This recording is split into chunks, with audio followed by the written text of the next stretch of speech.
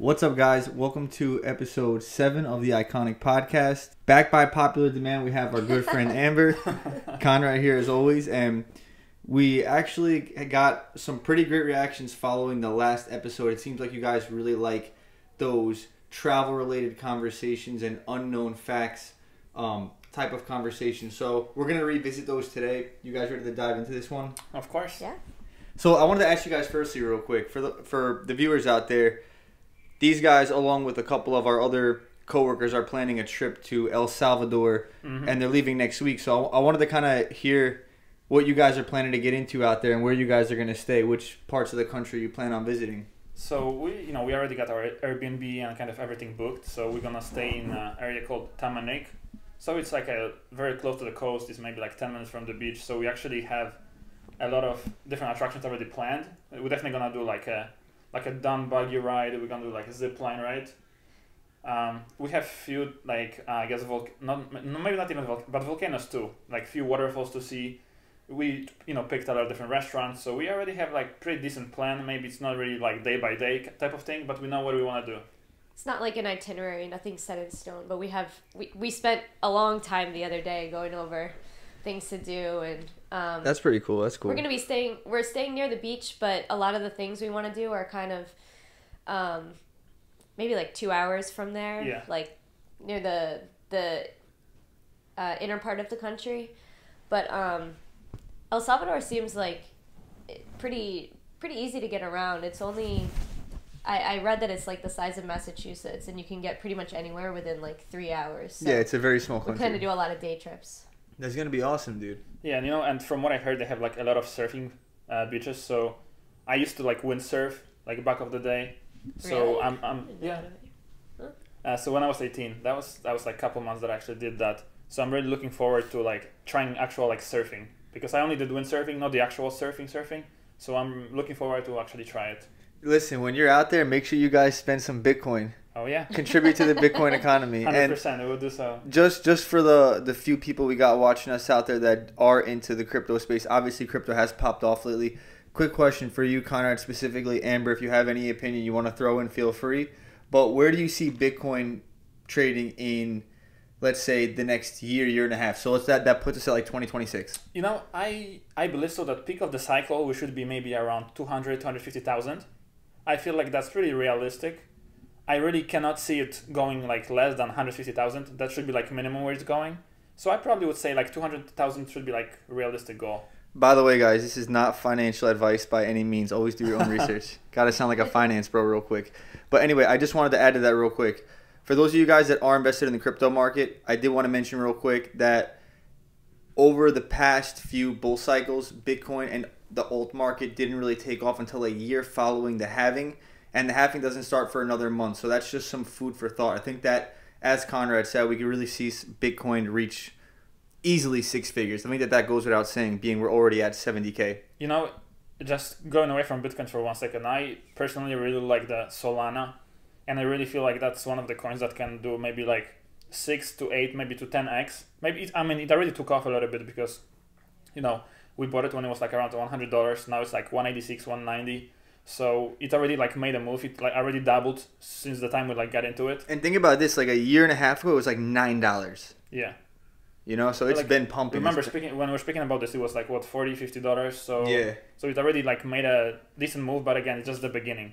Like the same for like a lot of different coins. Absolutely, bro. I definitely agree with that. Now, just going back to the El Salvador thing, obviously, like in the past, it was like a dangerous country.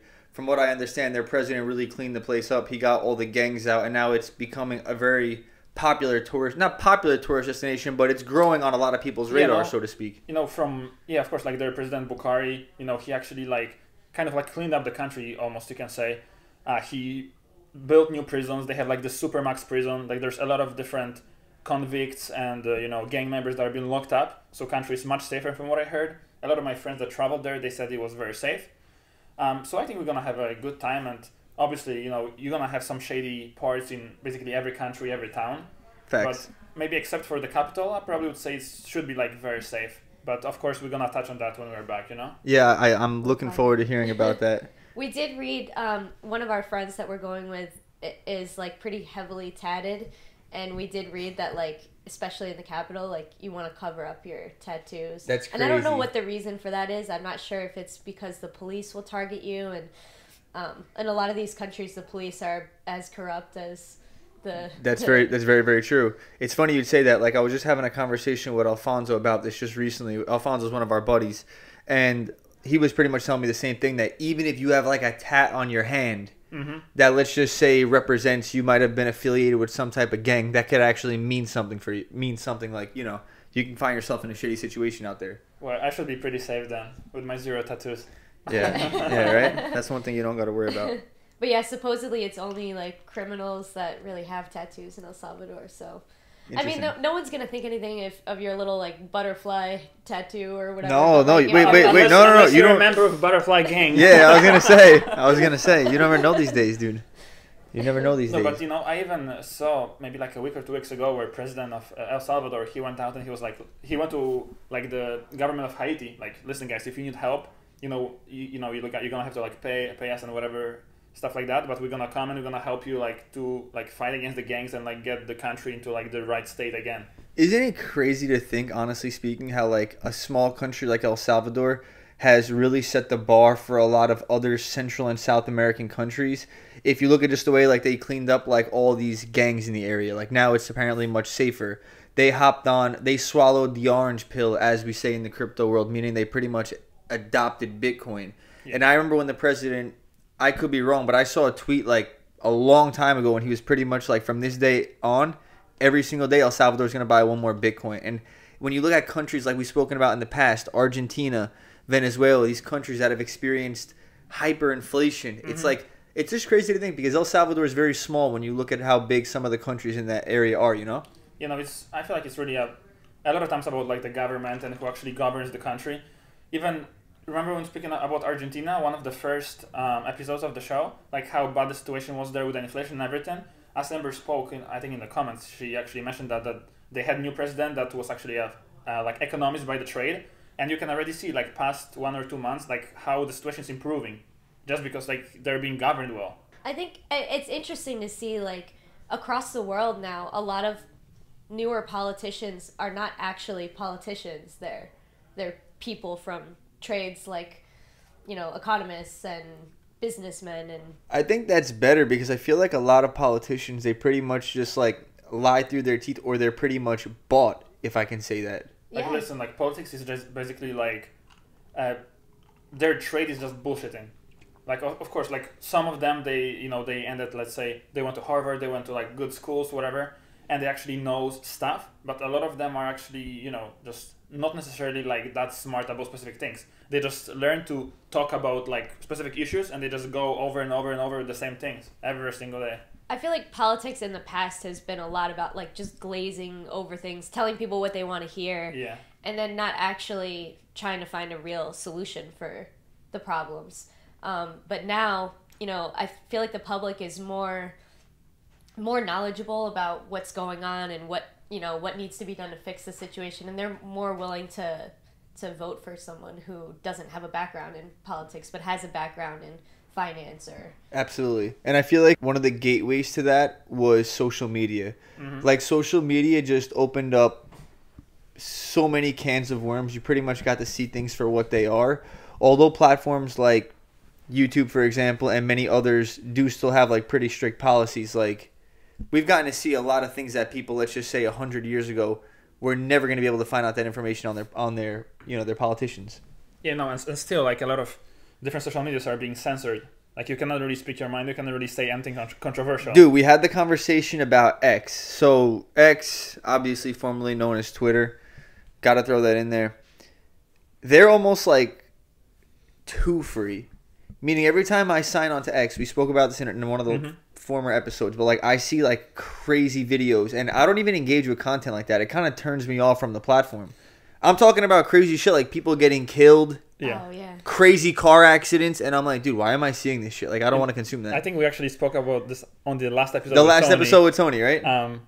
But yeah, the thing is, like, I rather have this than being censored, because remember when we were trying to post a video to TikTok and we literally got permanently banned because there was something controversial? And we were literally just, if I remember correctly, we were just talking about like a tribe living in the Indian Ocean. Yes. But for whatever reason, that got flagged. Yeah, like just because we used, I guess, human safari in the title, They didn't like which that. basically that's what multiple articles said in the web. Yeah. We got banned for that. Like, and I don't like that. Like, there's the censoring stuff. Like, it ended many years ago, and like, but it seems like it actually hasn't ended, because if all the social medias don't let you say whatever you want to say, and it's not like you're offending anyone, we're just speaking what actually happens in the world. You can't even report on things. Yeah, so I like the fact that Twitter actually lets you say what you want to say, and it's like allows everyone. You know, people that were banned formerly, they get unbanned, and even I saw this like documentary where this like 18-year-old girl was doing a small study about how people get cancer because of like how some of the foods are processed. They have sugars, they have all these different things in it, which I'm pretty sure like none of the other platforms would let her do it, but Twitter let her play it. You know, so. Yeah, Twitter. Elon Musk changed up a lot of things over there. I think that Twitter's getting better and better.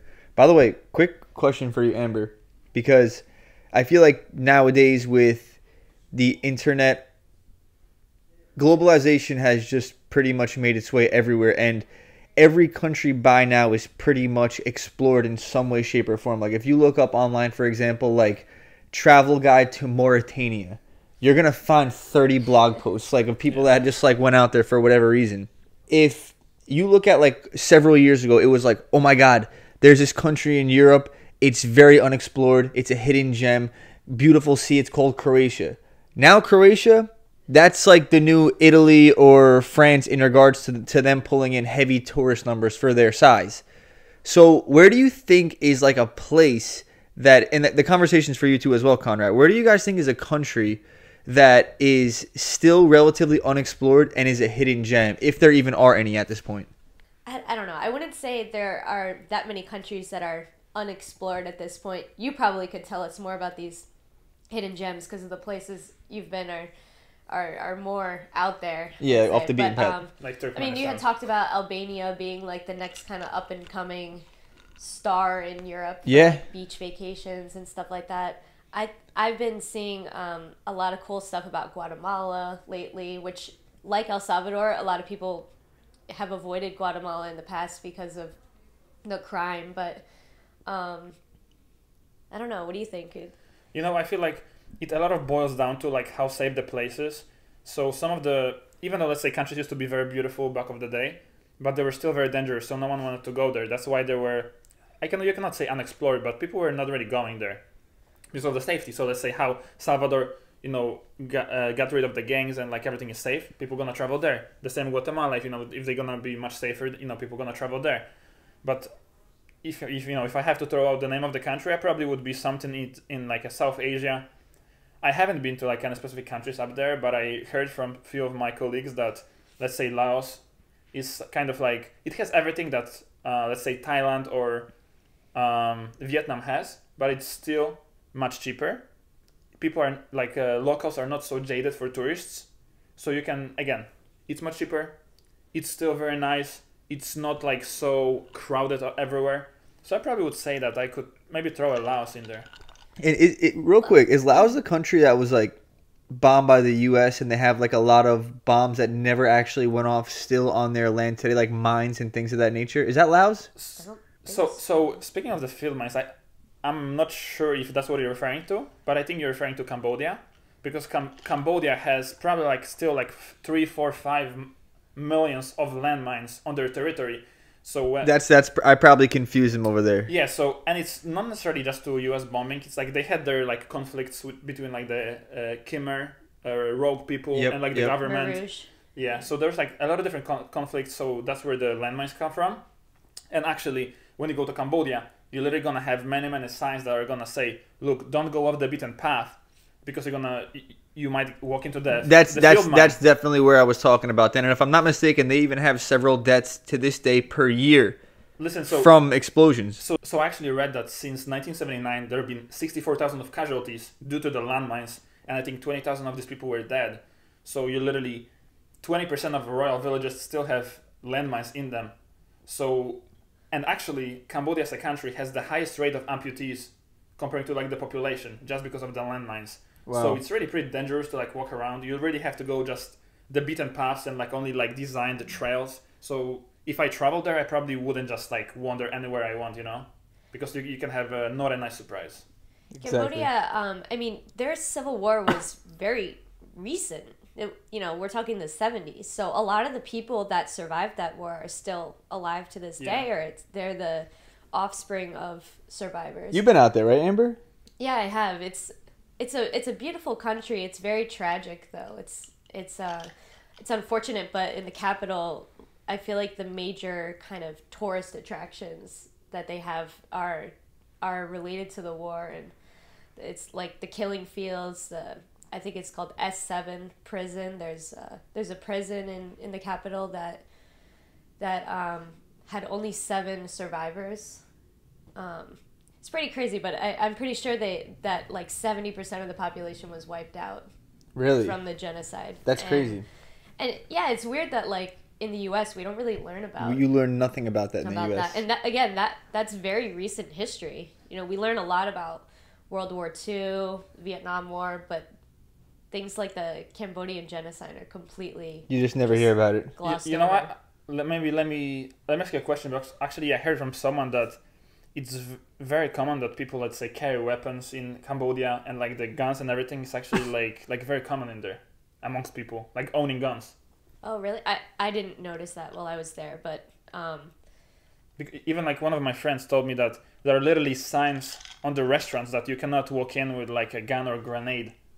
That sounds like the southern states. I'm not surprised though, because I mean these people, again, it's very recent history, and they are probably very skeptical of government, and I mean the people that were targeted during the genocide were the educated people. They were the doctors, lawyers, teachers. Those were the people that were targeted in the genocide, and they turned the blue collar class against the white collar class, and that's how they managed to so successfully kind of exterminate such a big portion of the population. So it doesn't surprise me at all, though, that people would feel the need to protect themselves in case something like that ever happened again. That's a crazy little corner of the world over there with like Thailand, Laos. Yeah, sorry to interrupt you, but Yeah. What's that? I actually heard that probably like Cambodia is, I guess maybe, I don't know if this is the right word, but Cambodia is maybe like one of the shadiest countries in that area, just for the simple fact that maybe there's a little bit more crime comparing to like Thailand, comparing to Vietnam, or comparing to Laos. So like Maybe it's probably pretty relative to how poor of a country it is, though, as far as that goes. Yeah, and Amber, I know that you traveled to like many different countries, so you probably traveled to a lot of them in like Southeast Asia. Like, which one of them did you actually enjoy the most? I would say the Philippines was probably my. I love Thailand. I've been to Thailand a few times, and I'll always go back there. The people, the food, amazing. You like the pho? Oh no, that's Vietnam. That's Vietnam. The pad thai is what they got in Thailand. But yeah, the Philippines I thought were pretty amazing. The people are super friendly. The beaches are the most beautiful I've ever seen in the world. I'll say, like, when I went to Vietnam, the first person I encountered was a taxi driver, and he scammed me, like, immediately. You got the tourist tax? So I paid, like, first of all, he way overcharged me for the taxi, which was already, like, annoying enough. But you pay whatever they say. So you're at their mercy. It was like $10, so I was like, all right, here. And I paid it to him, and he swapped it out for a $1 bill and was like, no, you owe me $9 more. What? And I was like, are you kidding? So that was my very first impression of Vietnam, and I gotta say, like, it definitely kind of jaded me for the rest of my time there. My first impression in the Philippines was also a taxi driver. That as soon as I got to the airport, we were looking for a taxi, and this guy was like, I'll take you. And we were like, all right, how much is it? And he was like, nah, it's free. I just finished my shift. And we were like, yeah, okay, like, yeah, nothing's free. Yeah, right. Nothing's free. And he actually really gave us a free ride. And was like, nothing's free except for that, then. I know, like, so, but that really set the tone for my time in the Philippines. I felt like the people were genuinely, like, really kind, and Oh, that's nice. helpful. And coming back to that, It's easier to get by with English there too. People speak English pretty well. coming back to the $10 right story. So you said that he swapped out the $10 bill for $1 bill and told you to pay $9 more. Yeah. Did you pay? I mean, I argued with the guy for a while, but like, and we were at the hotel. We went to the hotel staff and we were like, listen, this guy's trying to scam us. And the taxi driver was like, I'm going to call the police if you don't pay me. And the hotel staff was like, honestly, yeah, this kind of thing happens, but you don't want the police to get involved because they're going to take his side. So just pay him. That's crazy. Dude, that's like... I hate that. Yo, look, that legit reminds me of when I was in Georgia. I remember, like, when I was over there, everyone was like, you have an American passport. If you have any problems at all, you call the police. They solve that problem for you on the spot. Then when shit actually hit the fan over there and I had problems and I had to call the police, I told my landlord, I was like, hey, listen, if you don't help me solve this problem, because I was getting scammed by them, I'm going to call the police. He's like this, call the police. You go ahead and call the police. Because he knows, like, at the end of the day, what's he going to do? What's he going to do for me? You know what I mean? That's why, like, some of these countries, it's just such bullshit, going back to what you said about corruption. I heard in Africa that's, like, terrible.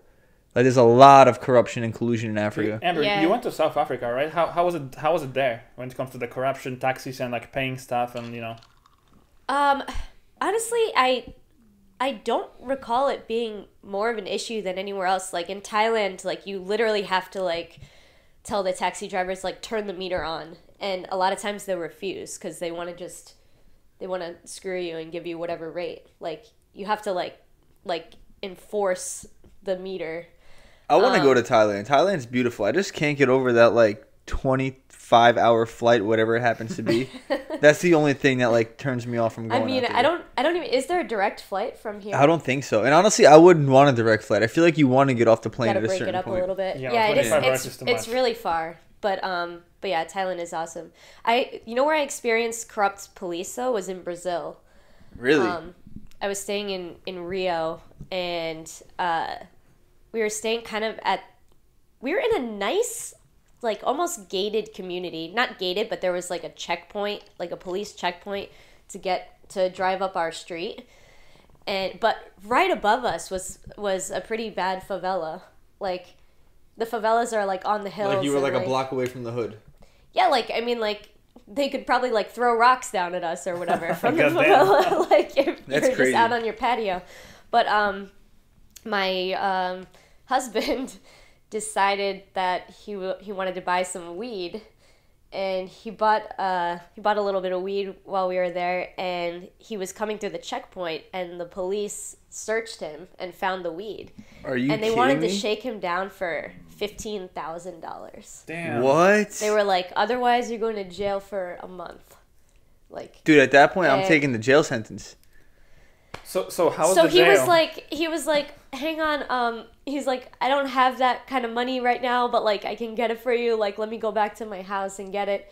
And they let him go, and they just let him go by himself, unsupervised. Yo, that's and he got away with it crazy. somehow. But I mean, we were terrified, like driving to and from our Airbnb after that for a while. Like he would have to like disguise himself, like with hats and sunglasses and stuff, just to go through the checkpoint because he was so scared that he was gonna run into the cops that were trying to shake him down.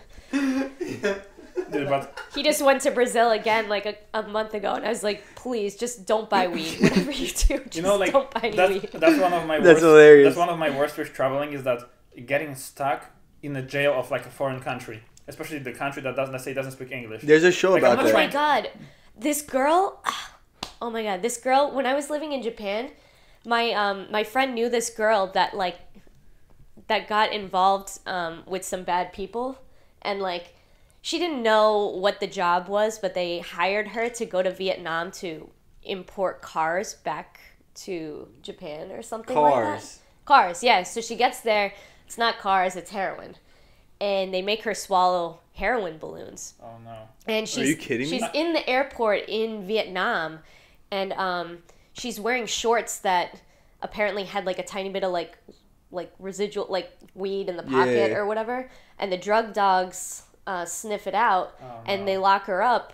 Meanwhile, she's got heroin balloons in her stomach, and they have the right to like detain you for like 3 days or something like that, and the toilets don't flush, and they go through your stuff if you're suspected of being a drug mule of any kind or whatever. That's insane. And no one ever heard from her again.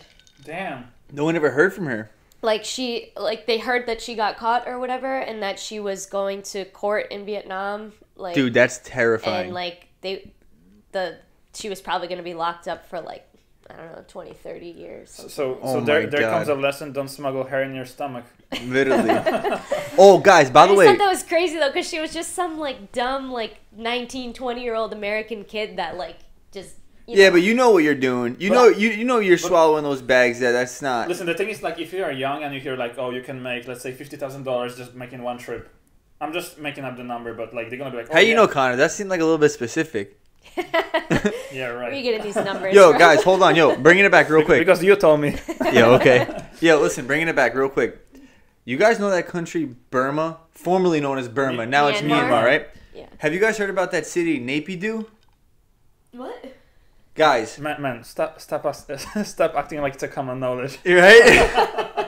I'm dead. Yo, so they have a city in Myanmar that's like 6 times the size of New York City, and it's like 5 times the size of London, but there's like nobody living there. What? And it's like a city that pretty much has a lot of like governmental buildings. And you're not going to believe this. People, you know how the internet is, the Reddit community. People are conspiracizing that there are tunnels underneath connecting the buildings, and they've recruited North Korean engineers to help get the job done. Really? And the population back in, like, let's just say, like, Did you read this on X? It was a combination of X, Reddit, and a YouTube docuseries, actually. And his friend from Myanmar. And my one buddy from Myanmar out there, no? But listen, imagine this, right? Back in like 2010, there was like no one living there. You're talking about a city 6 times the size of New York, and these countries are significantly smaller than the United States. So that's one of the things that always piqued my interest when you find these very interesting and quirky capital cities where they have no one living there and all these massive buildings, perfectly tailored gardens. Like, isn't that insane that they have this in Burma? Can you travel to Myanmar right now? Like. That I'm not sure about, honestly. Allowed to? Yeah, I'm not sure. I haven't met anyone that traveled there. Well, yo, let's put it this way. If you have money... Maybe that's the up-and-coming gem. Travel destination. There you go. That would never hurt. Yo, listen. At the end of the day, if you have money, you can go anywhere. If you have money, you can go to North Korea. If you have money, you can go any of those closed countries, you know? No, Yeah, I don't know much about Myanmar, though, but they no longer have a dictatorship, right? But they had one up until kind of recently. Yeah, I think that you're right. Like, I know in, like, I think it was, like, the 60s or the 70s, that's when the name... I want to say they have a female president, too. Do they now? Like there was some revolution, like, recently in the past. Don't they also have some kind of conflict going on one of their borders? I think there's some kind of genocide, sort of. Yeah, you're right. I think there's been something like for years and years. Yeah. And it's still like, I don't think it's still resolved, you know? And once again, it's like never reported on over here. You never hear about those kind of things. Yeah. Isn't that like, God, I don't know. I don't really remember, but I thought there were like, what are they called? The Uyghur? The Uyghurs. Yeah. We're about to go on this one. You know about that? You know about the Uyghurs? Hold on, guys. Can you, because like this screen kind of like went. Is that how it you still pronounce recording? it? The Uyghurs, yeah, hold on. It's still going. See the time? Yeah, okay, perfect. I wasn't sure if like it stops or something. Okay, so do you guys want to bring it back to the Uyghurs or? Yeah, so. I feel like. What's it? It sounds like we're saying Uyghurs. Uyghur, let's extend the E. The Uyghurs. Alright, so listen. You mean Whitakers. Those are Conrad's. Oh, those are Conrad's cousins. That's a good. Those are Conrad's cousins, the Whitakers. No. No, but look. Anyway, look. Seriously, look. Bringing it back. They look more like you though. This fucking guy. Listen, bringing it back. Talking about the Uyghurs, no? They literally live, like they're an oppressed group from what I understand on the western front of China. Don't they not have a country? Like no country claims them or something like that? Like you can't get like a passport or Yeah, you're right. But the crazy, I think they're like Kyrgyz people, like from Kyrgyzstan. The former Soviet country that also has like a border with China. I think that's where they're ultimately from. But it's crazy. Like, think about this. Foreigners come to the USA. It's very easy for them to integrate into our society, right? You look at a place like China. Dude, it ain't that easy, bro. Imagine, like here's the thing. If you're from any other country, you could make out the letters on our signs. You go to China, you're getting nothing, bro. No, that's true. And I'm sure there's the same goes for, let's say, maybe, I don't know, Thailand or some like Asian countries when they have different alphabet. But China seems to me like a very specific country where like you really have to obey the rules, and it's just still like there's like an authoritarian country, right? So you kind of still need to like really either have a guide, know someone that knows someone. Like, I don't really think it's that easy to travel there unless you like have some background kind of like with the knowledge about this, you know? Yeah. I traveled to China, but with a tour group, and I don't normally like to travel in tour groups, but it was kind of necessary almost, I felt, because you really need Chinese to get around, for one thing. And two, yeah, there are all kinds of little things that you can and cannot do that you might not know. Like, you can't take a photo of someone in a military uniform. If they catch you doing that, you could get arrested. Yeah, you know, like, they're strict about certain things. Dude, a lot of countries have like so many like weird rules that almost, again, that's why I always say, like, I'm afraid that I'm gonna go to jail in like some random country without knowing the language, and I'm gonna be stuck there. So like, you know, going to jail for taking a picture of someone, I mean, it's just like very strange. And again, you don't want to go to these countries without like, you know, kind of knowledge. All right. I got a question for you. Would you rather get locked up in a Mauritanian prison or kidnapped by Somali pirates? Okay, here we go again. Which one? What are you going with? What do you think? How long are you locked up for? So you're locked up for 2 years, but when you're with the Somali pirates, they're keeping you hostage for 1.5 years. Assuming you pay the Yeah, ransom. but you got to get your family to fork over like 250,000 ransom. I think I'd go with the Mauritanian prison. The Mauritanian prison? Yeah. I think Conrad's going with the pirates. I'm thinking of going with the pirates because from what I was reading about this guy that got kidnapped by Somali pirates, like I think Michael Scott was his name. Michael Scott? Yeah. Really? The from same, The Office? I think that's the I think that's his name. I'm just picturing Michael Scott being kidnapped by Somali pirates now. No, That'd be a great episode. I think that's his name. So from what he said, like there were a lot of guards that like were treating him actually like okay, like treating him like good. It's like more of like they trying to get paid. Like they're not really trying to kill you. Like again, they kidnap you to get money. They're not trying to like murder you. Like they're not trying to be like very violent with you. At least from what I read. So it's kind of all about the money. So if we come with the assumption that they're gonna buy you out in 1.5 years, you know. But then you lose $250K. Yeah, where you could just 250K is stay gone. 6 more months in a Mauritanian prison and come out. Yeah, but and it's not not owe like any it's money. coming from your money, right? Because probably let's say government or someone would raise the money, right? All right, what are you doing if you... Government- All the right. government Serious won't pay question. terrorists, though. Serious question. You get a call tomorrow, and it's like this. Yo, listen. It's like a restricted number from like WhatsApp, let's say. Okay, I just don't pick up. But all right, but it calls you 3 times, then you get a text, and it's like, it's Nick. Pick up the effing phone, right? Okay. All right, so you pick up the phone, and I'm like this. You hear a pirate, and he's like, yo, listen, we got your boy held captive on a beach in Somalia. Wire us 50,000 right now. You got my back or what? I got your back. I need proof of life. Proof of life? Yeah. And then they showed you me on a video camera, like with like my hands wrapped behind my back, and I'm like, yeah, bro. Well, listen, like 750K. obviously I wouldn't wire it just like that. I would contact the police or someone and like help so they can help me like make the trade and So everything else. they can help you send it? Also, like, Yeah. who's to say that if you send the money, they're going to release you? That's what I'm saying. Like I need some like proof and like someone that actually is experienced in that stuff, so we can make an exchange. I'm not just gonna wire the money and like, oh, like I hope they're gonna be nice people. Right? They're going to be like, all right, you fell for it. Send us another 50K. Yeah. Dude, that's crazy, dude. That was just like a deposit. Yeah. That was a deposit, literally. Yo, Amber, by the way, question for you. Like, you spent some time in Australia, right? Yeah, I lived there for like 3 months. Yeah? You saw the kangaroos? Saw some kangaroos. Yeah, they're honestly like pretty common. It's sort of like seeing deer. here. Really? they're not like in the cities or whatever, but if you go like Wait, to so the countryside. how would you compare life in the US compared to life in Australia? I have to imagine it's quite similar, but like, what's your experience? Yeah, it's pretty similar. I lived in Melbourne, which I think like 5 years in a row they won like most livable city in the world or something like that. What brought you out there? So I wanted to work somewhere on a working holiday visa, and if you're American, your options are kind of limited. You can choose. I think my options were like Ireland. There was some kind of caveat with that one though.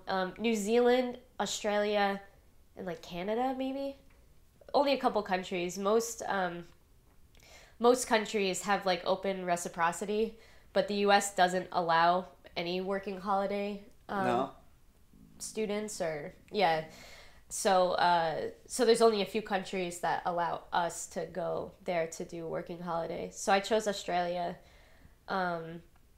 Chose Melbourne to live in, which is a great city. Melbourne is really, really nice. The only problem I found with the visa was that the visa was good for a year, but you could only hold a job for 6 months and then you had to change jobs, which is kind of like... That's so annoying. It's tricky because no one really wants to hire you. It's also a student city, so there's all kinds of students available to do the kinds of jobs that you would do on a working holiday. Right. So I really had trouble finding work. I got hired as one of those. This is like the worst job. I only lasted a day. I worked for I think it was UNICEF. Like, you know those people that like come up to you asking you for money like on the street, like for charities? Yeah. It was awful. First of all, they won't even let you take like a one-time like monetary donation, like $5 or whatever.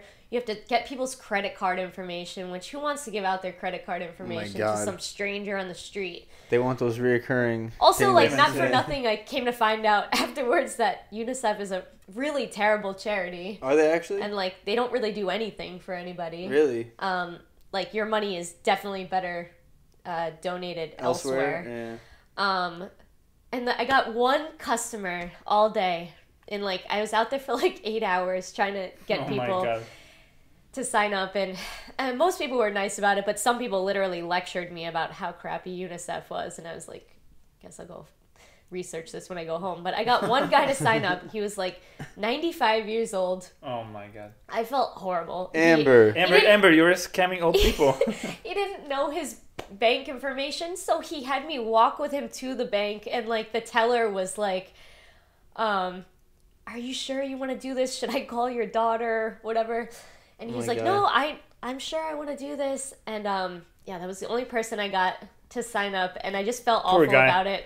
Yeah, you know what that I quit the next day. I never got paid or anything. Like, that's crazy. So that was... You didn't get paid for your one day? No, I don't even think they had my like details to pay me or anything. She didn't bring enough revenue. yo, you know what that reminds me of? I wonder if that guy still signed up. He is. He's probably still making monthly payments. Wait. When was that? All right, he's probably not alive anymore. This was like 10 years ago. Listen real quick. That reminds us of like this cafe that we go to. So like the owner Mike, he's an awesome guy. Shout out to Mike in Cafe Roma. But he has like a way, way, way older clientele. Like they're all like very old people. So we recently noticed that they put like an ATM in there. Dude, we saw this guy using the ATM the other day for like 20 minutes. He was trying to figure it out. He had to get the other people to like help him. And I'm like, dude, old people are so vulnerable. It sucks. I know. It's so sad. Like it sucks. And that's why you got these people calling your house phone about your car's extended that's warranty. That's who really gets scammed. They try to get for people that don't really understand the technology or are just vulnerable to the scam. So they're gonna call them, send them messages, make them click the links. It's your grandson. I need money. Right. And now with the help of AI, they're gonna be able to like replicate the voice and all that other stuff.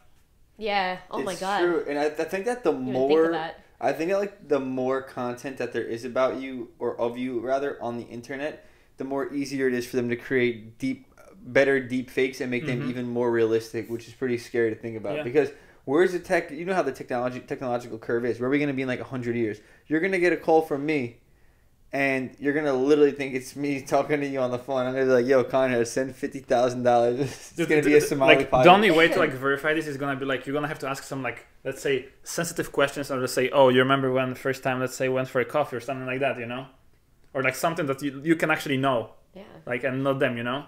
You gotta be careful. I might be like, "Wait, yo, when was the first time we went for a coffee?"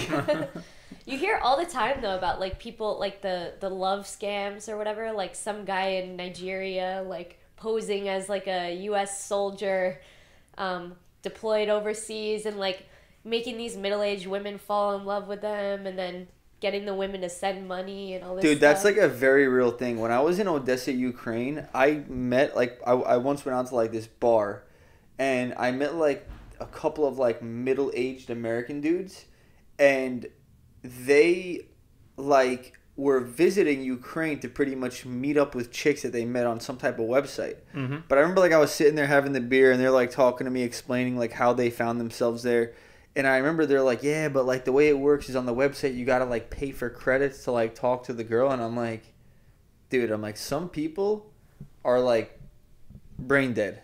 Like, does that not send off massive red flags to you that you gotta pay credits to talk to some chick online, some Ukrainian chick? Then you come to Ukraine and she's gonna wind up having you, if she's even real, have you buy her a bunch of shit. She's probably not real. Exactly right. And listen, Or she doesn't look like whatever the picture is. I told Conrad this. Remember, there's gonna come a time in our lifetime where you're gonna see people dating, if it doesn't already exist, chatbots. Think about that. There's gonna be chatbots. If anyone decides to make a business about this, I want a 5% cut. But anyway, there's gonna be chatbots where they're gonna talk with people, and let's just say you have yours. Its name is like, I don't know, Amanda. You're going to get a message every day from Amanda. Hey, how you doing, babe? I miss you. And weak men like these that I'm telling you about, the ones that were visiting Ukraine, they're going to fall for that, bro. Like I said, 5% cut. Another business idea. People are lonely. People are lonely, dude, and that's ultimately what it boils down to. And again, like as we already spoke, that people are becoming more socially awkward. So like they will be prone to use something like that on the internet because it's like it's much easier, much more convenient almost. Think about this, like how many people do you know like that? Like I'm sure you guys have had experiences with people that just cannot hold a conversation, or they always feel the need to like look down at their phone if they get nervous, something like that. It's getting worse and worse, dude. And nowadays kids are born with like an iPad in their hand. Yeah, no. Not to talk about Japan again and again and again, but no, we like the Japan stories, and so do the viewers. In Japan, I remember like the host clubs were really big. Not hostess bars and whatever were big too, but host bars were almost bigger. What does that mean exactly? More money. Okay, so they're basically like younger guys, like very charming, well dressed, put together guys. Me and Connor are about to go work out there. Right?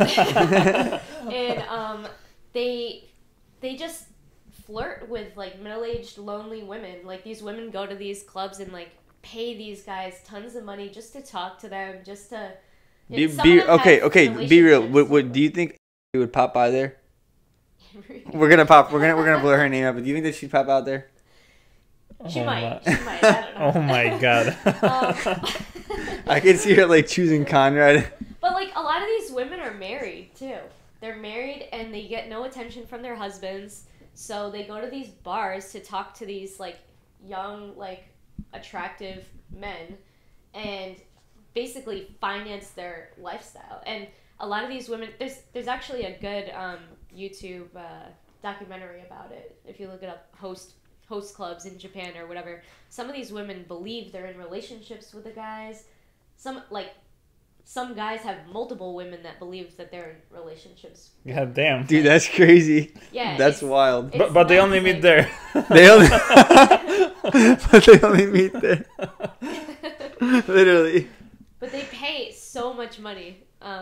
I believe it, dude. That's crazy. Dude, Japanese culture is just very different than like anywhere else on earth. And Nick is about to go on Google how to get a working visa in Japan. Honestly, like, and they had ones. Why don't we bring those to America? They had ones specifically with Western guys too. You like, serious? They're gonna get you like a working visa and everything? That particularly had like a thing for Western guys. There was like specific. That's hilarious. Connor, what do you think about Don't that? Do they have something for like European guys? Yeah, definitely. I'll hook you up with the details after the show. I think I'm good, but thank you. I'm dead. Dude, that's dead. I'm dead. You know what's funny? That reminds me. Connor was talking about last time how like they have like the underwear in the vending machine. Like they have all this weird, quirky shit over there, dude. Yeah, no, Japan is like very strange. Like all the stories that you tell, or all the things I hear or see in the documents, it's like much different than what you have like here or other countries. Yep.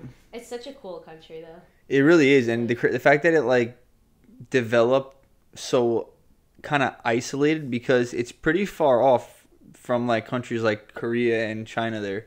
Yeah, I mean, being an island too. Like I think I mentioned before, like it's like 99.9% like ethnically Japanese, right? Or whatever. Did we ever talk about real quick the North Korean sailors that washed up on Japanese shores? No, I don't think so. So pretty much like I've seen online that there was like a news article that like I guess North Korean fishermen got like lost at sea and they pretty much wound up on Japanese shores. But that wouldn't really come as a surprise because North Korea and Japan, they're on the same water there. They wound up on the shores, but I think that they were already like dead. They were maybe lost at sea for like several days. Oh. We need like a Jamie here, as Joe Rogan has, someone that could like fact check me on the spot on that, but I'm pretty sure they did. All right, guys. So look, that's it for this week's episode of the iKONIC podcast. Make sure you guys are subscribed and have the notification bell turned on to hear about these guys' trip to El Salvador. You guys want to add anything else for the audience? I just want to thank you so much, Amber, for coming. The previous episode was very well liked by our viewers, so thank you for showing up again and sharing some more stories with us. Yeah, thanks for pulling up, Amber. Let's go make some more in El Salvador. Exactly. That's it. Make some stories in El Salvador. Bring me back a keychain. Make sure you guys use some Bitcoin. I'll see if I can get kidnapped or something just for for a podcast story. Yeah. All right, That's sounds good for the clicks. Sounds good. All right, guys. Thanks for tuning in. Take care. Thank you so Ciao. much.